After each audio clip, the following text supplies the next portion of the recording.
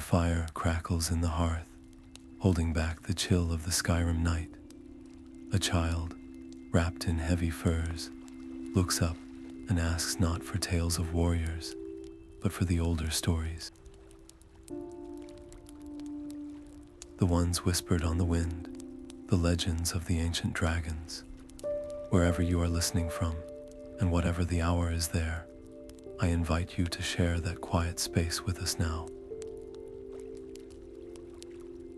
This is a story of the great Dova, not as monsters of destruction, but as the first, majestic voices of a world still being sung into being. By the end of our journey, you will discover the true, peaceful nature of the dragons and feel the profound sense of safety they bring to the sleeping land. What forgotten truth might be waiting for us, buried under centuries of snow and misunderstanding? What does the wind say when it carries an echo of a dragon's call? The grandparent closes their eyes, drawing in a slow, deep breath that seems to still the very air in the room. They begin to speak, their voice a low and rhythmic murmur, like a stone worn smooth by a river. Listen, not just to my words, but to the memory they carry, the memory of the land itself. Picture in your mind a Skyrim not of conflict, but of quiet majesty. Endless valleys, blanketed in pristine snow that glitters under a sky heavy with stars. The peaks of the mountains are not jagged teeth, but gentle, starlit sentinels watching over a world at rest. This is the true heart of the land, a place of profound peace that existed long before cities or kings. It is from this deep, ancient quiet that the first voices emerged. They were not roars of conquest, but the foundational hum of creation itself. The wind did not howl, it whispered their names. The very stones seemed to listen, holding their breath for the next note in a song that had no beginning and promised no end. Can you feel that stillness, that deep and abiding calm? It is the same quiet that welcomes you now, as we listen for the echoes of those first, magnificent beings. Those first voices did not belong to creatures of flesh and blood, as we know them. They were the children of time itself, born in the dawn era, when the world was still a thought, waiting for its shape. In those days, the gods walked the land not as distant spirits, but as artisans with the very fabric of reality as their clay. With a gentle push, they coaxed the mountains from the flat, endless gray, their hands smoothing the stone into the great, sleeping forms we see today. They did not carve with violence, but with a patient, deliberate intent, like a potter drawing form from a spinning wheel of chaos. And when the first peak was raised, it created a valley. And in that valley, the very first wind was born. It was not a harsh gale, but a single, soft exhalation, a sigh of completion that stirred the air for the first time. That breath, filled with the essence of the divine, carried a resonance, a deep and powerful vibration. It was a sound waiting for a voice, a power waiting for a name. It was the promise of the Dova. That first, gentle breath would one day become the foundation of a roar that could shake the heavens, yet its origin was as peaceful as a whisper against your cheek. It held the potential for both a lullaby and a storm, a duality that rests at the very soul of these magnificent beings. Can you hear its echo in the wind outside your own window, a faint memory of that first world-shaping sigh? That first breath of wind found its purpose in the heart of Akatosh, the dragon god of time. He saw in that vibration the perfect instrument to bring order to the still-forming world. His decision was not one of a king building an army, but of an artist choosing his medium. From the very substance of time and space, he wove the first of the dovah. They were not merely beasts set upon the land. They were the land, given voice and wing. Each scale was forged from a fragment of the night sky, catching the light not with a hard metallic glint, but with the soft, shifting dance of the auroras that grace our northern horizons. Their wings, when they stretched for the first time, did not beat like those of a bird, but unfurled like the dawn mist over Lake Ilinalta, vast and silent. And their voices, their great and powerful Thu'um, were not the shrieks of predators. They were the low, resonant rumble of a glacier, slowly carving a new valley, the deep thunder of a distant avalanche that speaks not of destruction, but of the mountain simply changing its posture in its long, long sleep. They were living, breathing parts of the world's fabric, as natural and essential as the turning of the seasons. Can you feel the rightness of that, the profound sense of belonging they must have held? They were the first keepers of the great, slow rhythm of Nirn, their very existence a testament to the peaceful order Akatosh envisioned for all of creation. And that voice, that Thu'um, was their truest nature. You see, the dragons did not merely speak. Their language was the very energy of creation, given sound. Each word, each syllable they uttered, was a thread in the great tapestry of the world. When a dovah looked upon a mountain and spoke its true name, the stone did not shatter. It settled. It found a more comfortable, more perfect form, as if it had simply been waiting for that gentle command. When they called to the winds, the air did not tear itself apart in a storm, but instead learned a new melody, a harmony that would bring rain to the valleys and clear skies to the peaks. This was not an act of force, but of profound, gentle authority, like a parent humming a lullaby that guides a child into peaceful dreams. Their words were the original blueprints for reality itself, spoken into the silence with a certainty that brought order from chaos. Can you hear the difference, the immense power in that purpose? It was a power meant not to break, but to build, not to command, but to cultivate. The Thu'um was the first song, and the world was its chorus. It was an age of silent, unspoken governance, where the great dovah were the high priests of the natural world. Their rule was not written in law or enforced by claw, but expressed through the very health of the land itself. A dragon would circle a peak for days, its vast shadow a slow-moving sundial, not in search of prey, but simply listening. It was listening for any discord in the mountain's deep, rumbling song, a note out of place that might signal a coming rockslide or a spring running dry. With a single, low utterance, a word we could never truly comprehend, the dovah would correct that dissonance. The shifting stones would still, finding a new, stable arrangement. The water would find its path once more. This was their endless, patient work, a stewardship as constant and quiet as the erosion of a riverbed. Their presence was as natural and expected as the sunrise, a fact of life for the fledgling world. Can you feel the profound stability of that existence? A time when the skies themselves were caretakers. The land knew no other way to be, and in that knowing, there was a deep and abiding peace. The great cycles of growth and rest continued under their watchful, silent guidance. Into this ancient, humming stillness came a new sound, the creak of wooden longships upon the shore.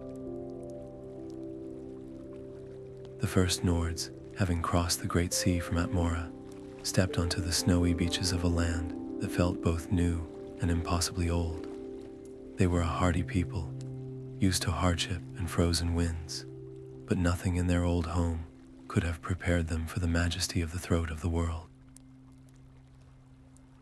They did not see empty land waiting for conquest.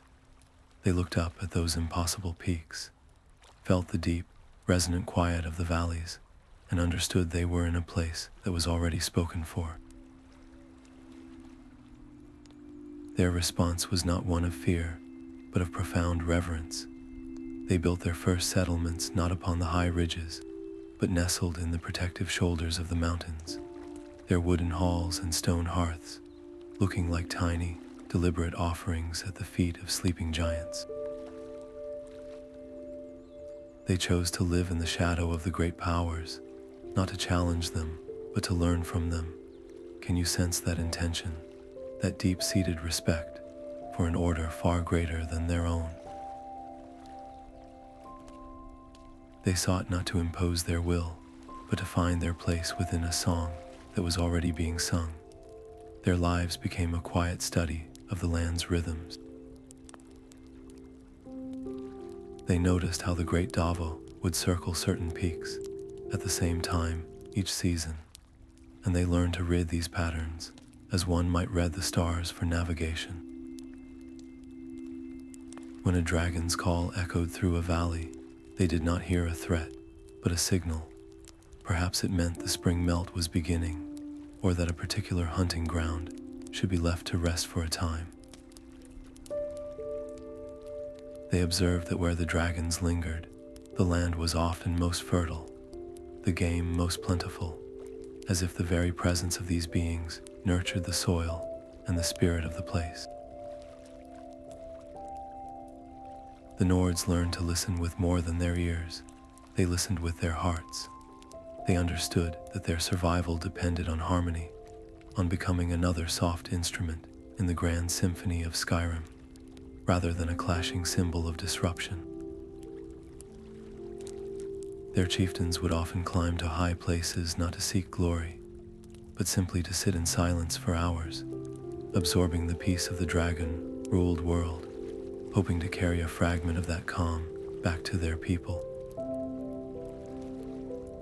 This was not a relationship of master and servant, but one of mutual understanding. The Nords, in their humility, offered a new kind of music to the land, the crackle of their hearth fires and the quiet murmur of their stories, adding a gentle, warm layer to the ancient chorus. And the dragons, in their timeless wisdom, accepted this new presence. They watched over the small, flickering lights of the Nordic villages from their high perches, their great, star-filled eyes seeing not invaders, but companions in stewardship. For a long, golden age, humanity and Dova existed in a balance that now seems like a dream, a testament to what can be built when one approaches greatness with a quiet heart and an open hand. What kind of world might have grown from that delicate, beautiful balance if that harmony had been allowed to continue unchallenged? This delicate balance found its truest expression in the story of a chieftain known for his quiet wisdom. One morning, as the mist clung to the pine trees, his people found their path to the high hunting grounds, blocked by the immense, coiled form of a great dragon. Its scales held the color of tarnished silver, and its slow, rhythmic breathing was the only sound. Fear was the expected response, the call to arms a natural reaction. But this chieftain saw something else. He saw not a monster barring the way, but a guardian resting in a place of importance. He ordered his hunters to lay down their spears. Alone, he walked forward, his hands open and empty at his sides. He did not speak, for he knew no words that could match the depth of the being before him. Instead, he bowed his head, a gesture of profound respect from one soul of the land to another. The dragon's great eye, a pool of molten gold, opened and regarded the small, brave figure. It could have ended everything in a single breath, but it did not. It saw the reverence in the chieftain's posture, the understanding that this was a meeting, not a challenge. For a long moment, the two simply existed together in that silent space. Then, with a sound like a mountain shifting in its sleep, the great Dova uncoiled its vast body and moved just enough to clear the path. It was not a retreat, but an allowance, a granting of permission. This was the first pact, an agreement written not on parchment, but in mutual understanding. From that day, the chieftain's people learned to read the subtle signs of the dovah. A specific call echoing from a certain peak meant the herds were moving and it was time to hunt. The sight of a dragon circling a distant valley was a sign that the land there was resting and should not be disturbed. They learned the rhythms of the sky, understanding that their own journeys were part of a larger, peaceful pattern. In return, the dragons seemed to acknowledge these small, clever beings. They would sometimes be seen perched on high cliffs, watching the Nords go about their lives with what one could only describe as a quiet, ancient curiosity. The Nords, in their gratitude, would sometimes leave offerings at the base of such cliffs, not out of fear or worship, but as a token of thanks, a shared acknowledgement of their bond. These were simple things: a perfectly shaped stone, a bundle of fragrant herbs, a piece of polished amber that caught the light like a dragon's eye. It was a silent language of respect between two very different kinds of people, a testament to the profound peace that is possible when we choose to see not a barrier, but a bridge. What other wisdom might have passed between them in that golden age, spoken not in words, but in actions and a shared love for the quiet, sleeping land. From this deep respect, a unique group of people began to gather. They were not warriors or kings, but listeners. They called themselves the Dragon Cult, though their purpose was far from the harsh rule that name might suggest in later eras. In the beginning, they were simply the quiet ones, the keepers of the whispered knowledge. They chose to live apart from the main villages, building simple stone shelters high on the mountain slopes, closer to the clouds and the echoes of the Dova. Their lives were dedicated not to worship, but to profound observation. They would spend days, sometimes weeks, simply watching the patterns of a single dragon's flight, noting how its call seemed to affect the weather, or how its presence calmed the local wildlife. They were scholars of silence, learning the grammar of a language that was never meant to be spoken by human tongues. Can you see them in your mind's eye? These patient figures wrapped in furs, their faces turned not in fear toward the sky, but with a quiet, intense curiosity. They sought to understand the order the dragons represented, to learn the rhythms of the world from its original custodians. Their greatest goal was to preserve this ancient harmony, to ensure that the delicate balance between the Nords and the Dova would never be broken. They became the bridge, the interpreters of the sky's gentle commands for the people in the valleys below. When a dragon's call signaled a time for the village to move to lower ground before a great snow, it was the cult who understood and relayed the message. When the land needed to rest, they were the ones who advised the hunters to seek other grounds. Their authority came not from force, but from the deep, trusted wisdom they cultivated. They held the stories, the patterns, the subtle signs that kept their people safe and in tune with the land. They were the gentle guardians of a pact written on the wind, a testament to the profound connection that can flourish when humanity chooses to listen deeply to the world around it. What sacred understandings did they record in their quiet mountain retreats, and what became of their gentle wisdom when the world began to change? This deep, shared reverence for the land demanded a physical expression, a way to honor the bond between the Nords and the Dova. So began the raising of the great monuments, not with the clamor of conquest, but with the quiet, deliberate rhythm of communal purpose. The dragon cult, acting as guides and visionaries, did not command the people to build. Instead, they shared their understanding of the dragon's need for deep, uninterrupted slumber, a state of meditation so profound it allowed them to commune with the very bones of the earth. The Nords, in turn, offered their strength and their craft, not as labor, but as a gift of gratitude. Can you see them working together under the vast Skyrim sky? They did not quarry stone with explosive force, but carefully selected each slab from the heart of the mountain, feeling for the right resonance, the perfect note of stability. The great dragon mounds were not tombs, but carefully crafted sanctuaries. They were shaped like resting dragons, their long, earthen forms rising gently from the landscape, appearing less like structures built by hands and more like features that had always belonged there, simply waiting to be acknowledged. The people would work for seasons, layering earth and stone with a patient, almost ritualistic care, ensuring the interior chambers were perfectly insulated from the world's noise, creating a space of absolute silence and peace for the Dova within. These were not monuments to death, but cradles for a living, dreaming power.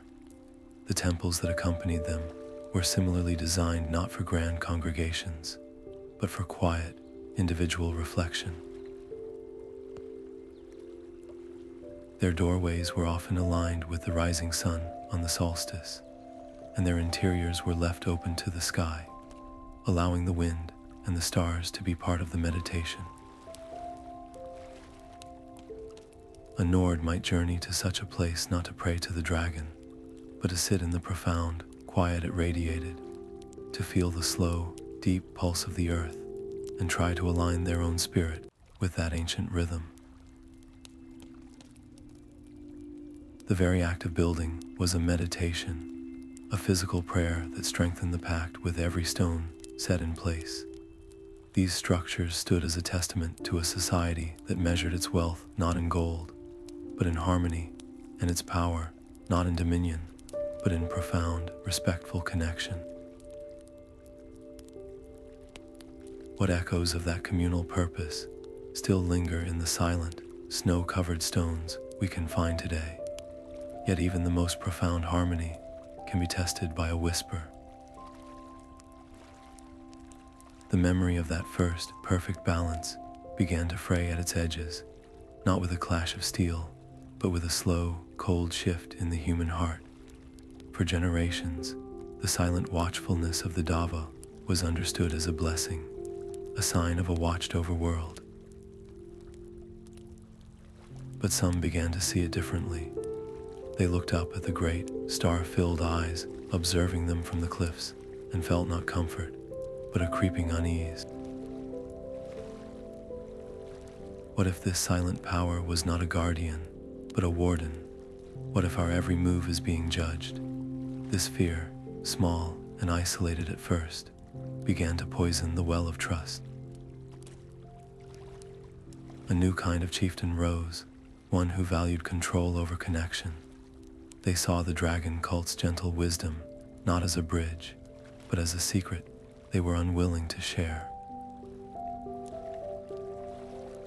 The deep knowledge of the land's rhythms, once freely given for the good of all, began to be hoarded, treated as a source of personal power rather than a shared inheritance.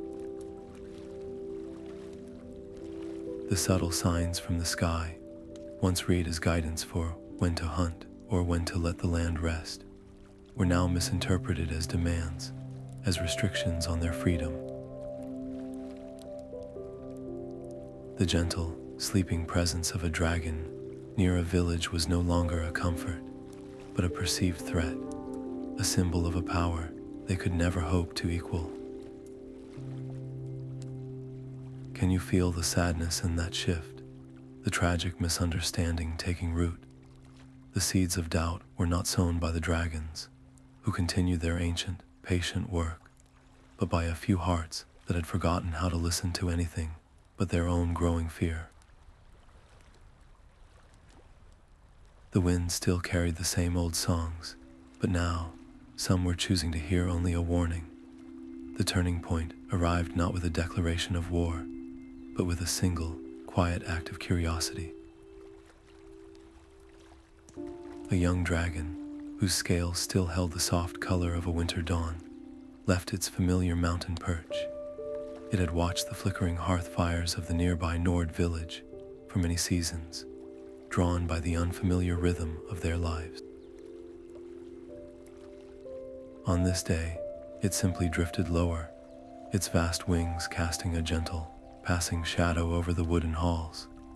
Its intent was not to threaten, but to understand, to see these small, busy creatures more clearly.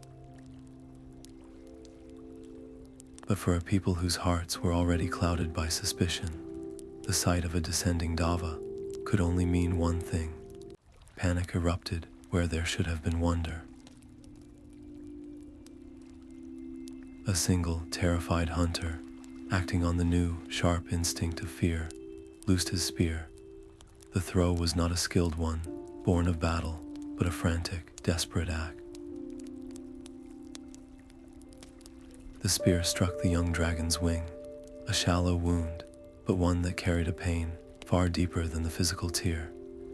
The dragon recoiled, not with a roar of rage, but with a sound of profound confusion and hurt, a sharp cry that echoed through the valley like a cracked bell.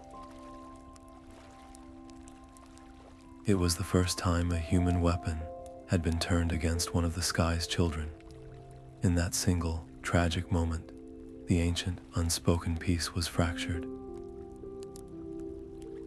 The trust that had been built over generations shattered as completely as a sheet of ice on a frozen lake. The young dragon fled back to the high peaks, carrying the story of the betrayal to the others.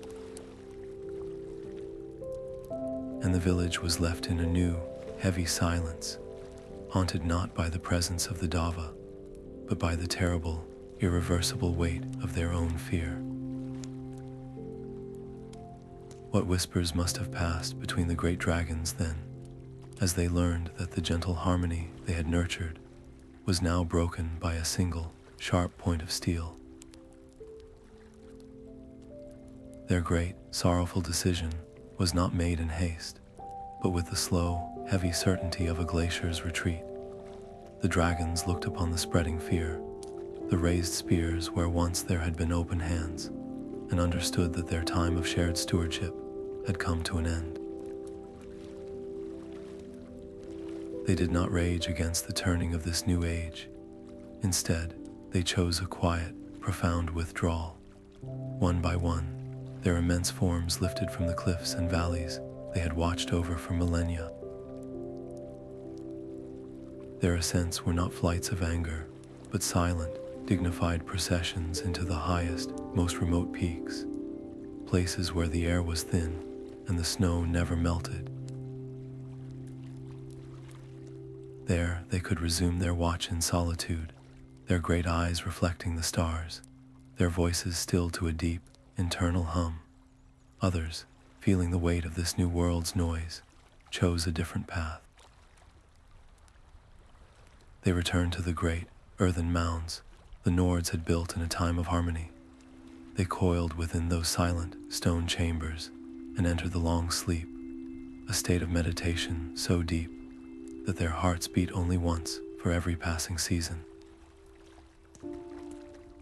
Their conscious minds drifted into dreams of the ancient, humming silence, leaving their physical forms as peaceful, slumbering sentinels. The last of their great roars did not shake the mountains, but faded on the wind, becoming echoes then whispers, and finally, a memory woven into the very fabric of the land itself. Can you sense the profound peace in their retreat?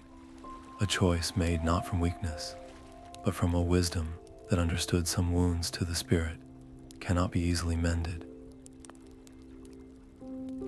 They left the world to its new masters, taking their ancient song with them into the silence of the high places and the deep earth, leaving behind a quiet that felt, for the first time, strangely empty. And so, a great silence fell upon Skyrim. The centuries that followed were not marked by conflict, but by a gradual forgetting. The great, winged shadows no longer graced the peaks, and the deep, resonant calls that had once harmonized with the wind faded from memory. The dragons receded from the daily lives of the Nords, their presence shrinking from a living reality to the stuff of fireside tales. Stories told to wide-eyed children about a time when the very sky was alive with ancient voices. The Thu'um, that powerful language of creation, was no longer a force that shaped the world, but a forgotten art, its words dissolving into the mist of legend. Can you feel the weight of that loss, the quiet emptiness that settled where once there had been a profound, guiding presence? The great earthen mounds, those lovingly built sanctuaries, were slowly claimed by the land. Winter snows layered upon them, season after season, century after century, until their distinctive shapes softened into the contours of the hills. Summer vines and hardy mountain flowers crept over the stones, weaving a living blanket that hid them from view.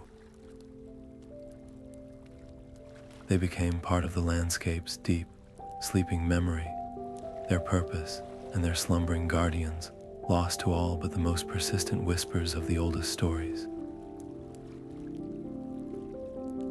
This was the true consequence of the broken trust, not a world shattered by war, but a world made quieter, poorer, by the absence of its first and most majestic custodians. The wind still traveled through the valleys, but it carried only an echo, a faint, mournful note of what had once been a magnificent, living song. What wisdom, what understanding of the land itself, was buried along with those sleeping forms under the patient, relentless snow. Yet one voice remained, a single, steady flame, refusing to be extinguished by the long winter of forgetting. High upon the throat of the world, where the air is so thin, it feels like a different kind of silence. An old man chose remembrance. He was the last of the Greybeards, a keeper of the word. His name was of little consequence, for he had long since shed the trappings of his former life, becoming instead a vessel for the ancient language of the Dova. His days were not marked by the rising and setting of the sun, but by the slow, deep rhythm of his own breathing, a meditation so profound it was his only true conversation with the world. His purpose was not to shout, not to command the stones or the sky, but to hold the words within himself, to preserve their pure, unspoken resonance. He understood that the Thu'um was not a weapon, but a sacred trust, and that its true power lay not in its force, but in its truth.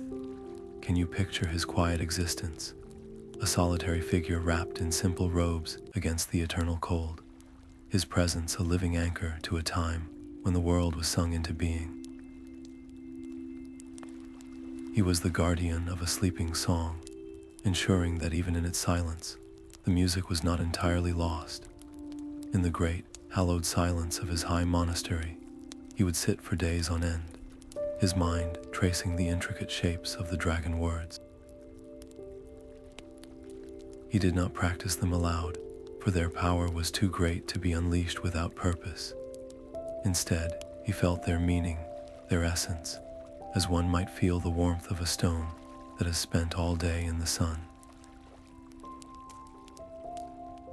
He held the word for frost, not as a spell to freeze, but as the concept of gentle stillness, the quiet that settles over a landscape after a fresh snowfall.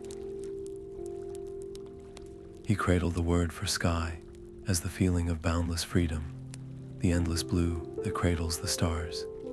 His life was a constant, gentle recitation, a silent prayer that kept the ancient melody alive within the heart of the world's tallest peak. He was not waiting for a new age of dragons, but simply honoring the old one, ensuring that the language of creation would not pass from the world entirely, that its gentle, ordering power would remain, if only as a whisper in the memory of one very old, very quiet man. What profound peace must he have known to be the sole keeper of such a beautiful, sleeping truth. A subtle warmth threaded its way through the high, thin air, a sensation the old Greybeard had not felt in many lifetimes. It was not the warmth of the sun, but something deeper, a vibration that resonated with the ancient stones of the throat of the world. The wind, his constant companion, carried a new note, a faint thrum of power that was both foreign and intimately familiar. He opened his eyes, his gaze turning not toward the valleys below, but inward, to the silent words he held in trust. He understood this resonance. It was the sound of a great, slow-moving clock, whose hands were finally beginning to turn again. The long sleep was ending. Far below, in the deep, earthen chambers scattered across the province, the slumbering Dova were beginning to stir. Their dreams of the ancient humming silence were gently receding, replaced by a quiet awareness of the world they had left behind. This was not a violent awakening, not a sudden surge of rage or a desire for conquest. It was a slow, deliberate unfurling of consciousness, like a mountain flower opening its petals to a dawn it had not seen in centuries. They were remembering the shape of the land, the taste of the air, the feel of the wind against scales that had been still for so long. They were sensing the passage of time, the changes that had settled upon Skyrim in their absence, and they were beginning to listen once more. What did they hear in the whispers of this new age, and what ancient purpose were they now preparing to fulfill in a world that had all but forgotten their true nature? The child shifted under the heavy furs, their small brow furrowed. "Grandfather, are they angry with us for what happened?" The question hung in the firelit air, a delicate, fragile thing. The grandparent felt the weight of the entire story in that single query, a history of broken trust and fear resting on the shoulders of one so young. Their heart tightened for a moment, caught between the stark truth of the past and the gentle hope of the present. They knew the answer was not a simple yes or no, but a choice about what kind of story this would be, one of endless conflict or one of healing. They looked into the child's worried eyes and made their decision, their voice softening into a gentle, reassuring murmur. "They are not angry, little one. They are remembering. It is like waking from a very long, deep sleep in a bed that has grown cold. You do not wake with anger, but with a quiet confusion, trying to recall the shape of the room and the feel of the blankets." The great Dova are stirring from their long sleep and feeling the world again with their ancient senses. They are listening for the old songs, the ones we have almost forgotten how to sing. This is not a time for fear, but a time for quiet courage, for learning how to listen alongside them once more. Can you hear the difference in that? The shift from a story of loss to one of gentle rediscovery. It is a story of a world that has been waiting, holding its breath, for the chance to find its harmony again. What new understanding might bloom from this slow, careful reconnection? a chance to rebuild a bridge not of stone, but of shared silence and a willingness to hear the wind with new ears. The first to emerge was a dova, whose scales held the color of a winter sky just before dawn. It did not burst forth in a shower of earth and stone. Instead, it shifted within its ancient resting place, a subtle movement that sent a soft tremor through the surrounding snow. Then, with a single, deliberate beat of its vast wings, it pushed against the air. The sound was not a thunderclap, but a deep, resonant sigh. That gentle pressure lifted the thick blanket of snow from the mound, sending the powder swirling into the air not as a storm, but as a shimmering curtain of diamond dust catching the morning light. It was not an act of violence, but of careful, conscious unveiling. The great head that rose from the now clear sanctuary turned slowly, its eyes like pools of liquid silver, taking in a world it had not seen for countless generations. It saw the stone roads where once there were only deer trails, the distant lights of towns where once there were simple hearth fires, and it chose not to roar, but to watch. It chose to observe this new age with the same ancient, patient curiosity it had once shown the first Nords. Can you sense the profound dignity in that choice? The conscious decision to approach a changed world, not with the fire of judgment, but with the quiet wisdom of observation. Its first act was not one of reclamation, but of gentle reacquaintance. It was remembering the shape of the wind, the scent of the pine, the feeling of the sun on its ancient scales, listening for the familiar rhythms beneath all the new noise. What did those ancient eyes see in our modern world, and what forgotten understanding did they bring back to the waking sky? Its wings caught a rising thermal, carrying it high above the stone forts and sprawling towns of the holds. From this vantage point, the land was a living map of sound. The rhythmic chopping of wood in the pale morning light was a steady, percussive beat. From the open doors of a distant mead hall drifted the deep, resonant sound of a Nordic song, a melody of heroes and hearths that wove through the air like smoke. The busy clatter of the market in Whiterun, the distant ring of a blacksmith's hammer in Windhelm, all of it rose to meet the dova on the wind. It did not recoil from this new symphony. Instead, it tilted its great head, its silver eyes half closed in concentration, listening for the underlying rhythm of the land it still knew. And then, from deep within its chest, a sound began to form. It was not the Thu'um of old, not a word of power to command the stones. It was a low, resonant hum, a foundational note that vibrated at a frequency felt more than heard. This hum settled over the landscape like a blanket of calm. It did not silence the chopping or the singing, but rather cradled those sounds, lending them a new depth, a sense of ancient permanence. The dragon was not trying to dominate the new song of Skyrim. It was adding its own voice back into the chorus, a single, steady bass note that reminded the land of its oldest harmony.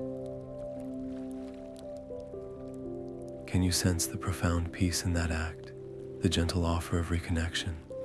The people below, going about their daily lives, felt a sudden, inexplicable calm, a quieting of their own restless spirits, unaware that the very sky above them was remembering how to sing along.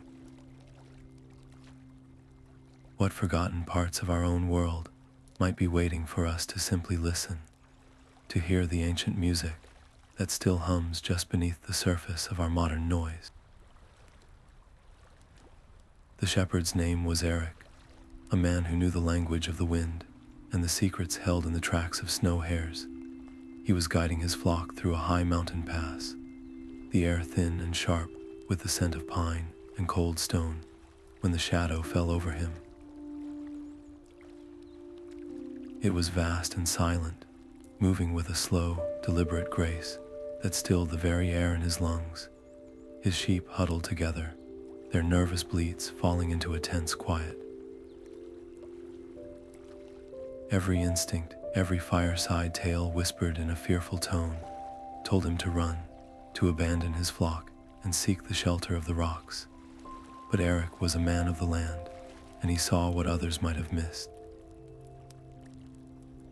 The great Dova did not descend like a hawk upon its prey. It landed with a soft, heavy finality, a stone's throw away, its wings folding with a sound like heavy cloth settling, not a thunderous crash. Its head, crowned with horns that curved like ancient, petrified roots, did not lower in a threat display. It simply regarded him, its eyes holding the deep, liquid calm of a mountain tarn. And in that endless moment, Eric made his choice. He did not raise his staff as a weapon. He planted it firmly in the snow, took one slow, deep breath that misted in the air between them, and then he bowed. It was not a bow of submission, but one of profound respect, an acknowledgement of the ancient power standing before him, and a silent question offered to the silence. The dragon's response was a soft exhalation, a warm gust that smelled of aged stone and high, clean air. It did not speak, not in any language Eric could understand with his ears. But in the space between heartbeats, a different kind of understanding passed between them. The shepherd felt a wave of calm, a sense of immense, patient age that held no malice, only a quiet curiosity. He stood there, his head bowed, for what felt like an age, listening to the sound of his own heart and the deep, rhythmic breathing of the legendary being beside him. He was not a hero facing a monster, but one soul of the land meeting another, separated by form, yet united in their shared existence within the great, sleeping heart of Skyrim. In that silent communion, a bridge of quiet understanding was built, not of stone or words, but of a simple, courageous act of trust.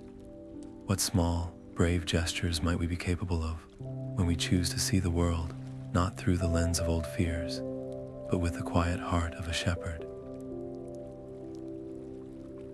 That shared silence stretched, filled only by the wind and the soft breathing of the flock. Then the great dragon's chest swelled, not with the force of a world-shaking roar, but with a gentle, deliberate breath. From its throat came a sound, yet it was not a sound meant for the ears alone. It was a single, soft-spoken word, a vibration that shimmered in the air between them. The word was trust. It did not strike Eric like a command or a spell. It settled over him and his huddled sheep like a warm, protective blanket on a frigid night, a tangible weight of calm that soaked into their very bones. In that moment, the shepherd's lingering fear, the ancient, inherited apprehension of his people, simply dissolved. It was replaced by a profound and unshakable knowing, a quiet certainty that the being before him meant no harm, that its presence was a guardian's, not a predator's. The gift was not a weapon or a secret to be hoarded. It was a shared feeling, a resonance of mutual peace that connected the man, his animals, and the ancient Dova in a single, harmonious moment. This was the true nature of the Thu'um, not a shout to break walls, but a whisper to build bridges. The word trust became a living thing in Eric's heart, a small, steady flame that would not easily be extinguished. He understood, without being told, that this was not a power to be used, but a state of being to be carried. As the dragon lifted its head, its ancient eyes holding a glimmer of what could only be called satisfaction, it turned and launched itself back into the sky with that same silent grace. Eric stood watching, the profound quiet clinging to him, the word humming softly in his spirit, a gift with consequences he could not yet imagine. What change might one small, courageous act of respect set in motion when it is answered not with fire, but with the most fragile and powerful gift of all? A story like that does not stay quiet for long. It traveled first along the high mountain paths with other shepherds, carried on the same wind that had brought the dragon. They spoke of it not in the hushed, fearful tones reserved for monster tales, but with a quiet, bewildered wonder. They told of Eric, a man they all knew to be steady and plain-spoken, and of the profound calm that had settled over him and his flock. There was no scorched earth, no missing livestock, only a man who seemed to have aged a decade in wisdom in a single afternoon. The story flowed down from the peaks like a new kind of meltwater, seeping into the taverns and market squares of the smaller holds. At first, it was met with skeptical silence or dismissive shakes of the head. Old fears have deep roots, but the story had a gentle, persistent power. It was a pebble dropped into the still water of long-held belief, and the ripples began to spread. A woodcutter, hearing the tale, paused while felling an ancient pine. For the first time, he looked up at the vast, empty sky and wondered what it would be like to see it filled with a majestic, silent wing, and to feel not terror, but the awe his ancestors must have known. A young mother, humming to her child by the fire, heard the story and found her own lullaby changing, her voice softening as she imagined the great, slumbering guardians of the land, watching over them all. The decision was not a collective one, shouted from the Jarl's longhouse. It was a quiet, individual turning, a choice made in countless hearts to loosen the grip of an old, inherited fear. People began to look up more often, their gazes lingering on the distant, mist-shrouded peaks. They were not scanning for threats, but searching for a glimpse of something magnificent, a sign that the world was deeper and more mysterious than their daily struggles allowed them to believe. What other old stories, they began to whisper, might have been misunderstood? What other wonders have we been taught to fear, simply because we forgot how to see them with quiet hearts? The whispers of the shepherd's encounter finally reached the highest peaks, carried on the thin, cold air that flowed through the monastery's open arches. The old Greybeard, seated in his endless meditation, felt the story not as a sound, but as a subtle shift in the vibration of the world. For the first time in many lifetimes, a feeling more urgent than patient remembrance stirred within him. The path of the Greybeards was one of stillness, of holding the words in trust. But a word given was a bridge built, and a bridge once built was meant to be crossed. His decision was not made lightly. To leave the hallowed silence of the throat of the world was to step away from his anchor, to immerse himself in the rushing, noisy river of the world below. It was a physical test of his faith, a journey that would challenge a body grown accustomed to the profound peace of the summit. He took only a simple staff, its wood worn smooth by generations of hands, and began the long, careful descent. Each step down the ancient, ice-slicked path was a conscious letting go, a shedding of his solitary vigil. He moved through the cloud layer, leaving behind the realm of pure silence and entering the world of wind and weather, his heart a quiet drum, keeping time with a new, uncertain rhythm. What truth awaited him not in the stillness of his mountain, but in the quiet of a dragon's sanctuary, and was his aged spirit, still strong enough to bear the weight of a rekindled connection. His journey was a pilgrimage through the changing breath of Skyrim itself. He passed from the biting, thin air of the peaks into the dense, fragrant chill of the pine forests.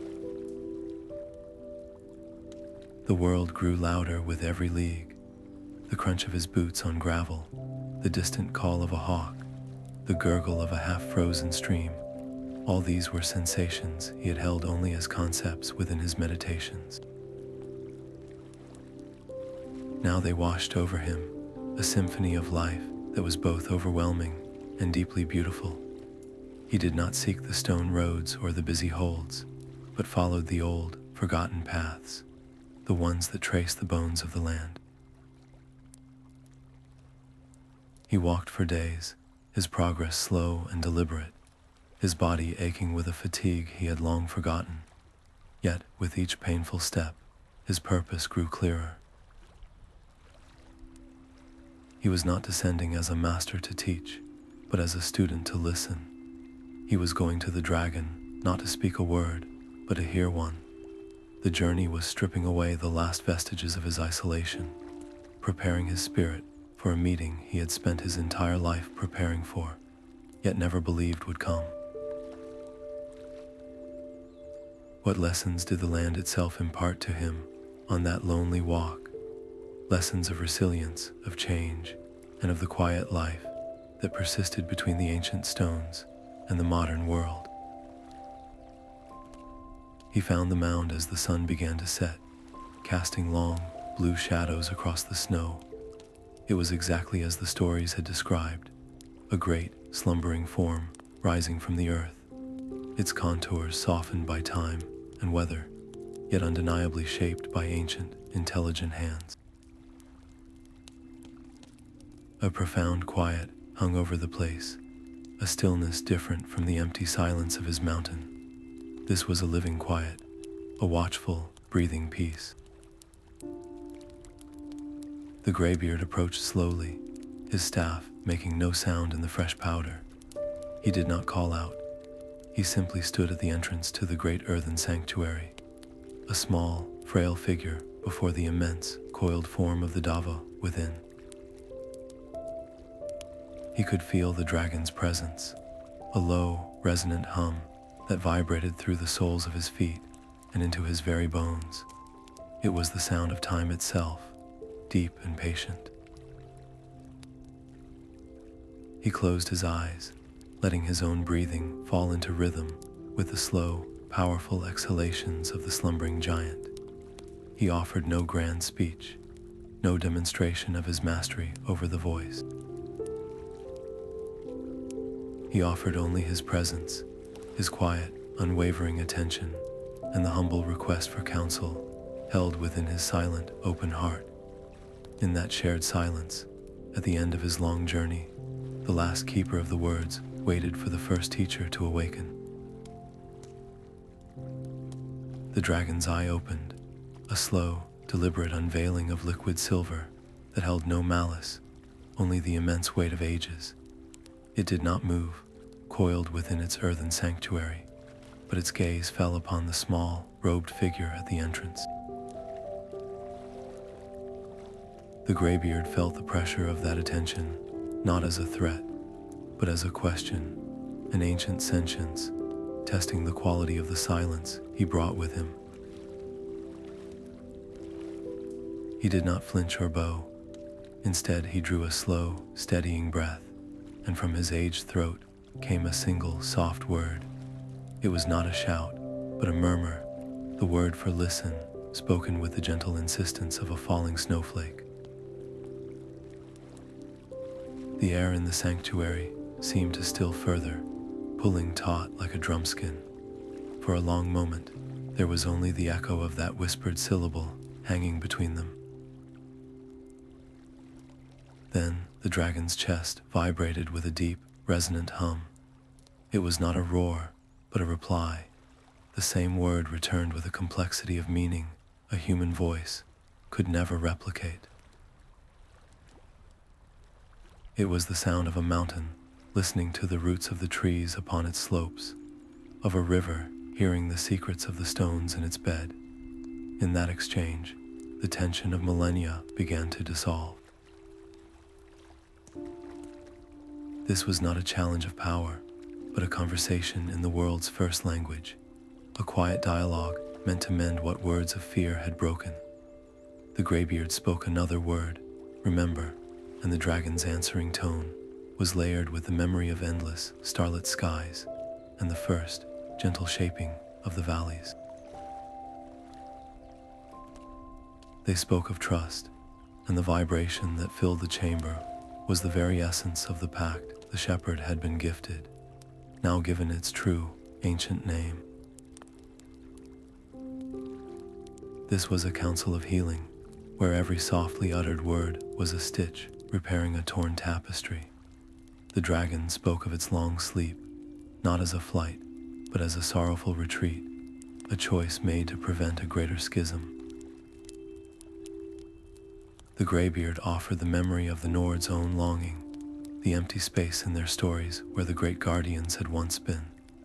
They did not debate the past, but simply acknowledged it, allowing the truth of what was and what might have been to rest in the open, without judgment. The shared, quiet resonance of their speech began to weave a new understanding, one that acknowledged the hardship of the past while gently laying it to rest. Can you feel the profound relief in that space, the unburdening of an ancient grief held by both sides? The dragon's great head lowered slightly, not in submission, but in a gesture of acceptance. The Greybeard, his life's purpose, culminating in this silent, spoken communion, felt a peace deeper than any he had found on the highest mountain.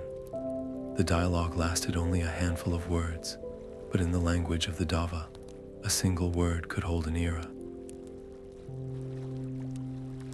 When the last vibration faded, a new silence remained, one that was no longer empty, but full of a quiet, agreed-upon future. What new song for Skyrim was being composed in that humble, earthen chamber? A melody built not on dominance, but on a hard-won and beautifully spoken peace.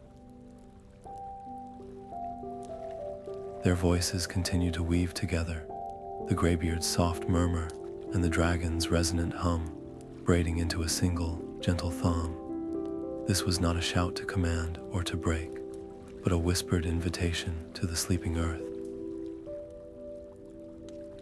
The vibration they created did not shake the stones or stir the wind. Instead, it sank into the frozen ground at the entrance of the sanctuary, a soft, warm pressure that asked a quiet question of the soil. And the earth, in its deep, slow wisdom, answered. A patch of snow, hardened by a season of frost, began to soften and retreat, pulling back like a blanket to reveal the dark, rich soil beneath. From that small, exposed circle, a single green shoot emerged, pushing upward with a quiet determination. It grew, unfurling delicate leaves of a deep emerald, and then a bud, pale and tightly closed. As the last notes of the woven Thu'um faded into the air, the bud opened. It was a snowflower, a species known to bloom only in the deepest cold, its petals the color of fresh milk and as delicate as a sigh. There it stood, a perfect, impossible blossom in the heart of winter, a living symbol of the new growth that can only emerge from a foundation of trust and understanding. The dragon regarded the flower, its ancient eyes reflecting the fragile white petals, and a sense of deep, quiet satisfaction seemed to settle over the sanctuary.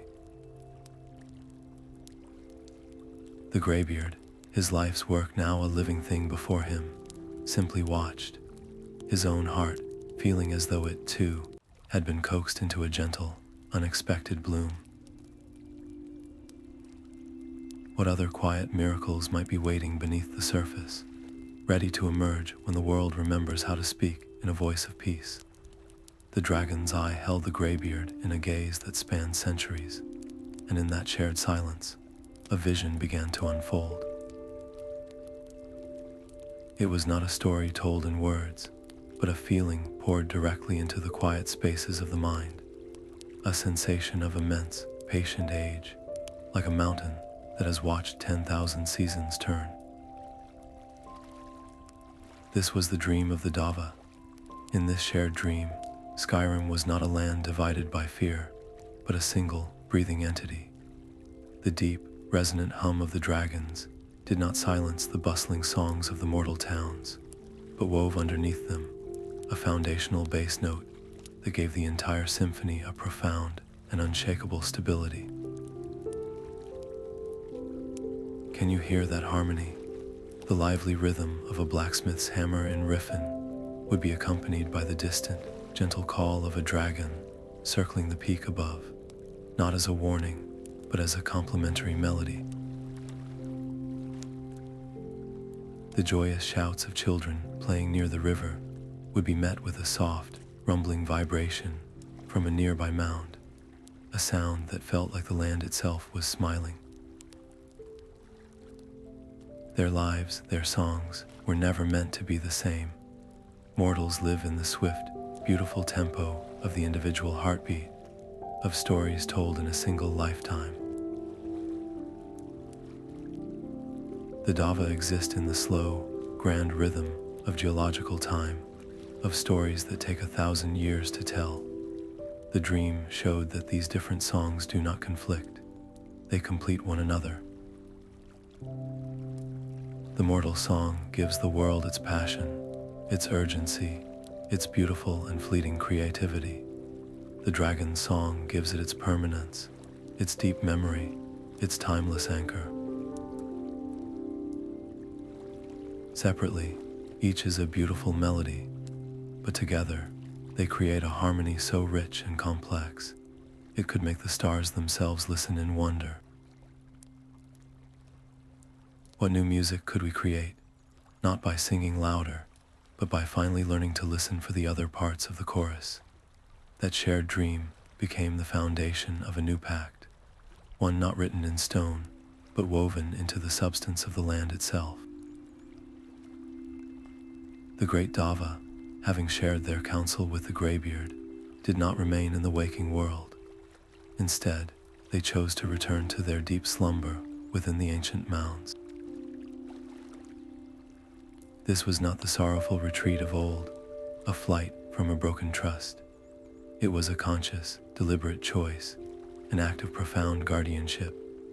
As they settled back into the earth, their immense forms curling into the stone and soil, they did not fall into the unconscious long sleep of before. They entered a state of watchful dreaming, their vast minds remaining aware, their spirits actively intertwined with the roots of the mountains and the flow of the rivers. Their dreams became a living force, a gentle, invisible current that now runs through the very magic of Skyrim. You can feel it in the deep, resonant quiet of a pine forest at dusk, a peace that feels ancient and intelligent. You can see it in the way the northern lights dance with a little more purpose, their colors shimmering with a hidden, melodic structure. The slow turn of the seasons itself seems to hold a new depth, as if the land is breathing in time with the slumbering hearts of its first caretakers. They are not absent. They are the land, dreaming it into being over and over again, ensuring its stability and its beauty for all who walk upon it. What subtle blessings might we experience every day, unaware that they are the gentle exhalations of a sleeping guardian's dream. The path back to High Hrothgar felt different beneath his feet. It was not a weary trudge toward solitude, but a steady, purposeful walk, his spirit buoyed by the shared resonance he carried within. The ancient stones of the monastery welcomed him not with the silence of an ending, but with the quiet of a beginning. His life's work was no longer just about preservation. A a solitary act of holding a flame against the wind. It was now about passing that flame, carefully and deliberately, to another. He knew the Thu'um could not remain a secret whispered only between an old man and the stones. Its true nature, as a bridge of understanding, needed a new voice, one that could carry its gentle power into a future he would not see. The question was not if he would teach, but who could possibly be trusted with such a fragile, beautiful truth. He sought not a warrior hungry for power, but a soul with a quiet heart, someone who listened more than they spoke, who could feel the music in the wind and understand that the greatest strength often lies in stillness. Such a person would be rare, a seed waiting for the right conditions to sprout in the shadow of the world's tallest peak. He found his answer in a young woman from a small village in the rift. Her name was Lyra, and she had come to the mountain not as a pilgrim seeking glory, but as a refugee from a bandit raid that had shattered her home. She arrived with nothing but the clothes on her back and a deep, abiding sorrow in her eyes. Yet, when the Greybeards offered her shelter, she did not spend her days weeping or planning revenge. She spent them in the monastery's courtyard, sitting for hours on end, simply watching the way the mist moved through the jagged peaks. She seemed to be listening to the mountain's own slow, patient song, as if trying to harmonize her own broken spirit with its timeless rhythm. The old master observed her from his window. He saw how she tended the few hardy herbs that grew between the cracks in the stone, her touch gentle and precise. He noticed how the monastery's resident fox, a normally wary creature, would approach her without fear. It was not her pain that recommended her, but the quiet, resilient way she held it, transforming her hardship into a deeper capacity for peace. She understood loss, and in that understanding, she would value connection all the more. His teachings began not with a shout, but with a breath. He did not lead her to the word wall to study the carved symbols of power. Instead, he sat with her in the central hall and asked her to listen to the sound of her own heartbeat, to feel the slow, steady pulse of blood in her veins. This, he explained in his soft, measured tone, was the first rhythm, the original drum to which all life marches. The Thu'um is not about overriding that rhythm, but about aligning with the greater rhythms of the world. He taught her the word for listen, not as a command to be shouted, but as a state of being to be cultivated. For weeks, that was her only lesson. She would sit in meditation, her mind reaching out, learning to distinguish the whisper of a falling snowflake from the sigh of a shifting glacier, the chatter of a sparrow from the distant rumble of a dragon's dream. She was not learning to speak, but learning to hear the world speaking to her. When she finally, tentatively, formed the word with her own voice, it came out not as a force, but as an invitation. The very air in the hall seemed to soften, to become more attentive. It was a perfect, gentle note, the true sound of understanding. The old master knew his time was growing short. The years he had held vigil on the mountain were a heavy cloak upon his shoulders, but as he watched Lyra progress, a profound peace settled over him. She learned the word for peace, and when she whispered it, a squall of wind battering the monastery walls would gradually still, not out of obedience, but as if the air itself had found a more comfortable state. She learned the word for grow, and the herbs in the courtyard seemed to strengthen, their green a little deeper, their scent a little richer. She was not commanding reality, she was conversing with it, reminding the world of its own most harmonious tendencies. This was the legacy he would leave, not a weapon for a hero, but a language for a guardian. The true power of the voice was not in its ability to destroy, but in its capacity to heal, to nurture, and to connect all things in a web of quiet, mutual respect. What new harmonies might she one day compose, this new keeper of the world's oldest song, and what gentle wonders might she help a sleeping land remember? The child's eyelids grow heavy, and the grandparent's voice becomes a soft murmur, blending with the crackle of the hearth. This is the final truth of the dovah, the one that cradles the land in its long, slow sleep. Knowing they are there, dreaming in the deep earth, blankets Skyrim in a safety as profound as the roots of the mountains themselves. Their long, slow breaths are the very wind that rocks the high pine trees, a rhythm so ancient and vast, it becomes a lullaby for every creature, every stone, every stream. Can you feel that gentle rocking motion, that sense of being watched over by a power too great for malice, too old for haste? The storms may still rage across the plains, and the snows may still fall, but beneath it all is this unshakable foundation, the knowledge that the world's first guardians are simply resting, their dreams weaving a quiet magic into the soil. When you hear the wind sigh through a narrow pass, you are hearing the edge of their slumber. When you feel a sudden, deep calm in a lonely valley, you are standing in the warmth of their dream.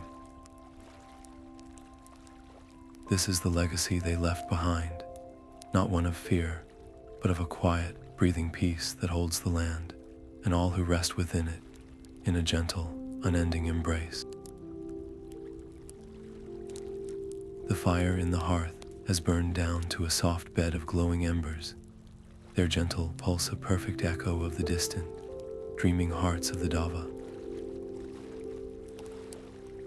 Each slow crackle and sigh from the coals seems to whisper the same promise, carried on the deep currents of magic beneath the soil, a vow of protection that endures through the long, quiet hours.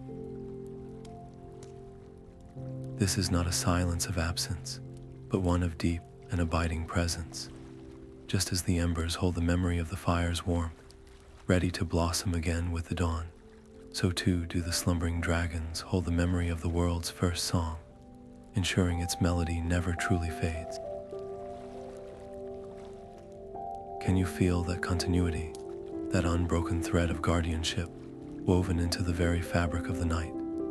The child's breathing has softened into the easy rhythm of sleep, their small forms safe under the heavy furs, wrapped in a story that has become their reality.